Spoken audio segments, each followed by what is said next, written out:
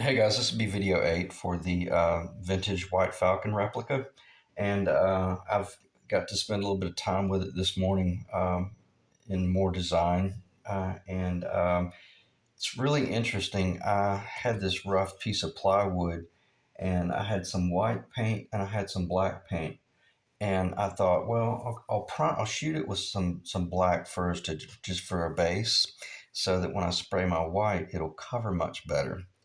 And I did spray it white, but I got to tell you, as soon as I sprayed it white, I was really missing the black.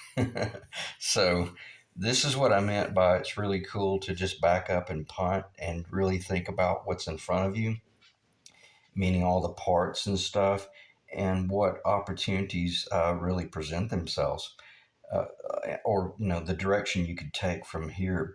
And also, I think it's awesome. I've made statements before in the past where if you're undecided and you're torn about a certain thing and you're not really sure where you want to go, well, that's exactly what you are, and that means that you need to do a checkup from the neck up and realize that you're not in a good place to make any decisions. So box everything up, come back another day, and sometimes that other day might be 2 weeks from now, or it might be a month from now, until you get some more inspiration or you do some more research. And I had made a statement in, I think, the last video where, I was pointing at that Gibson. I was pointing at the Gibson uh, fretboard with the block inlay, and it reminded me of my '56 Silverjet, which was an authentic 1956. And I'm not just repeating this because I'm wanting to repeat it. I know that sometimes people will trip up on these videos and they'll only watch one video. And I'll hit this very quickly. In my past, I've owned a 1956 Gretsch Silverjet, very early serial number, and it had the block inlays in the fretboard. Now, it was a Brazilian rosewood fretboard, but nonetheless, it was a very rare guitar with the block inlays. And then I've owned a 1956 Gretsch um, 6120. I drew a blank there for a second, and it was an authentic 57's Chet Atkins, but it was more of the Dwayne Eddy, the cherry red, the one that Dwayne played more, the cherry red. And now I've got this conversion over here, the 60, which is still, I haven't done anything to it. It's just been hanging on the stand. And I've played a little bit, but going full circle here, I've owned enough vintage guitars to know, what's the variation between the years, whether it be rim thicknesses and stuff like that, or, body dimensions. So as I say that to introduce the fact that I'm really liking what I see with the block inlays. But if you want to be a purist here, if you were going to do the block inlays, I'll go ahead and move it because I think I'll be able to visually put it right back where it should be. If you were going to do like a true 56, a 54, I think 54 is when they were working on this guitar, and then I think they introduced it in 55. If that be the case, this is what the guitar would look like. And it would have, it would have your master volume right here. This would be a tone control, and this would be the bridge volume, and this would be the neck volume, and then this would be the three-way selector for the, we all know the neck, down for the bridge, in the middle for both. I say we all. Some people don't know, so I need to make certain that I think about that thing. When you have this three-way selector right there, what that is for, that's to select between the two different pickups. Okay, for those of you guys that don't know. And the really interesting thing, I went ahead and put the Waverly, the gold Waverlys on eBay, and it's really cool. Just like that, I got a bid close to $200. So, and then I've got this, just the chrome, not the base. I'm not selling that base. Not, I wouldn't take $1,000 for that base because that's so incredibly crazy rare. But I do have the ABR one listed, but I've got the price a little bit high. I've got it at like 300 bucks almost. If it sells, I'll lick my wounds and deal with it.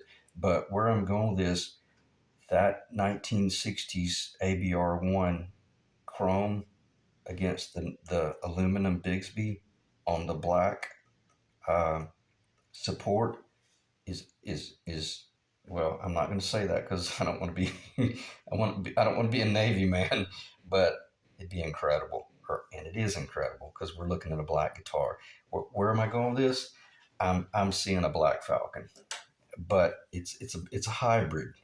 That's the only drawback. That's where I was going with this. The purists would say, well, it wouldn't have these Filtertrons. It would have Dynasonics. I agree. I agree completely. But does anybody really care anymore? I don't think so. I don't think it really matters. And then if you come in with the gold sparkle against the black, they've already done this guitar. I just don't know that if they've done. Uh, I don't know. It doesn't matter. It's irrelevant because why? Because I'm not building a fake, and I'm really not. If I'm because I'm leaning more towards possibly keeping this guitar now because this is a pretty cool rare combination to have my Penguin, my 58 burst, my 6120 cowboy guitar, and then this shot out of the dark, right out of the shadows, cold, hard, black nitro cellulose lacquer. Uh, is it a Falcon anymore? I don't think it really matters. Uh, I would very much prefer to put a Falcon headstock on this guitar though. So let's call it a small bodied Falcon because if I'm going to keep this guitar, I gotta keep the 15 3/4 inch footprint. Okay, let me check the time because I don't want this video to go over 7 or 8 minutes, maybe 10 minutes tops. This is just an update, and this is what I meant by work your way to the finish line because man, there's nothing worse than looking back in hindsight and realizing that you should have, what is it, could have, should have, would have, and all that jazz. I don't want to live in regrets, not with this, because this opportunity is not going to pop up anymore. And uh, truth be known, neither is that opportunity right there. So if it sells, I will be angry at myself for not listing it for 500 bucks. But if it doesn't sell, I'm never going to list it again. I'm going to keep that baby and it's going to stay on this guitar. Why? Because this was Jersey Pop's rig. And we don't, and I know, unfortunately, we'll never know how good Jersey Pop's was, but nonetheless, his guitar was fairly worn in. He probably was a true player. And do we owe him anything? Nope, I've already covered that. We don't owe Jersey Pop's anything. But it sure is kind of cool to know that if we don't jump the gun, we might design a guitar that's pretty darn cool and has all the cool elements of what one would have wanted in that era. And what is that switch right there?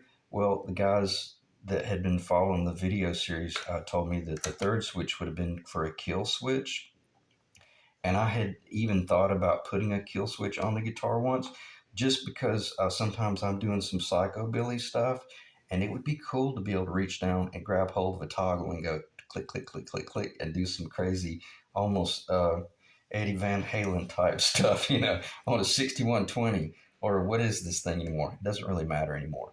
Let's start calling it a small body Black Falcon. I think that's what we need to start calling it. I'll start calling it that because right now I'm thinking about keeping this guitar, and I've got to make a decision of what sort of top do I put on it. And I'm fairly certain I'm going to stick to the Falcon-esque design. That way, I tell you what, yeah, that way we can keep calling it a Falcon. Otherwise, if I'm calling it a Falcon and I put a maple top on there or some sort of plywood top, plywood sides, plywood back, I can't call that a Falcon anymore. It would be a 6120 with a Falcon profile headstock. But if I put my, uh, it's over on the other side of the shop.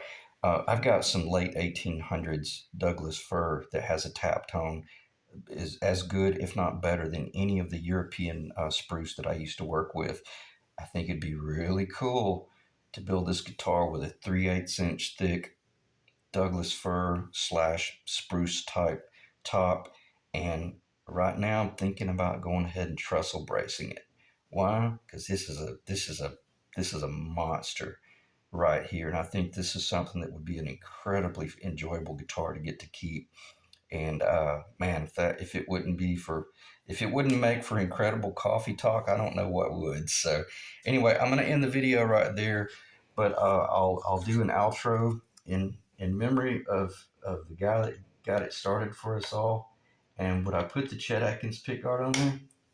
Looks pretty darn good, man. Even with the well, I say even with nothing. Even though that I don't like the idea of a pick guard on a guitar, uh, for the most part. Why? Because it takes away from the F holes, and the F holes on this guitar are so beautiful. So just factoring in gold spark. Well, I can't really do it without getting in the way. But the gold sparkle, we all know what they look like, and the multiply binding, it would end up being white, black, white, or maybe it's just white, black, and then yeah. Anyway, it would be multiply. It wouldn't just be the sparkling against that. So let me stop talking because right now I'm going to end up rambling. But I'm extremely happy with it, and I'm kind of doing this video just so that I can see what it looks like um, on the camera, and also to give you guys inspiration as to do these have to be 1959 PAFs that you paid $1,000 for? Absolutely not, man. Get the nice little made in Asia. You can pick up a used set for $100 all day long. And do they sound good? They sound incredible. And if you can get a set that came off a White Falcon, I think they were the true Alnico, even back in the '90s. So, nonetheless, you can build a great little guitar, and we all know what muriatic acid will do to a brand new set of these and to this. So you can definitely age it if you want. So I'm going to end the video right there. I appreciate you guys staying in the ring. And back to Flying V's. I've got a Flying V that I'm getting ready to build, or two. I really need to focus on that because that's where the money's going to be. This is my toy right here, and I just want to take my time and work in that direction and not have any regrets, because right now I think I'm going to keep this guitar. All right. Thanks, guys. Appreciate you staying in the ring, and I'll see you in the next video.